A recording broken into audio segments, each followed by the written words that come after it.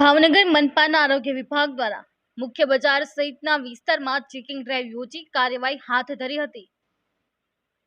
ભાવનગર મહાનગરપાલિકાની આરોગ્ય વિભાગની ટીમ દ્વારા શહેરના એમજી રોડ, ગોળ બજાર, અંબાચોક સહિતના વિસ્તારમાં ચેકિંગ હાથ ધરાયું હતું, જેમાં જમાદાર શેરીમાં આવેલા ઓમ સાઈ પ્રોવિઝનમાંથી 4 કિલો ફરાળી અખાદ્ય વસ્તુઓનો નાશ કરાયો હતો, તેમજ ગોળ બજારમાં આવેલી ઠક્કર બચુભાઈ વિઠ્ઠલદાસ પ્રોવિઝન સ્ટોરમાંથી 25 કિલો જેટલું મરચાનો જથ્થો ઝડપી નાશ કરી દંડ કરાયો હતો, તેમજ જુદી જુદી દુકાનમાંથી ચેકિંગ કરી ખાદ્ય પદાર્થોના નમૂના લેવાયા હતા અને પરીક્ષણ માટે સરકારી લેબોરેટરી ખાતે મોકલાવી આપવામાં આવ્યા હતા।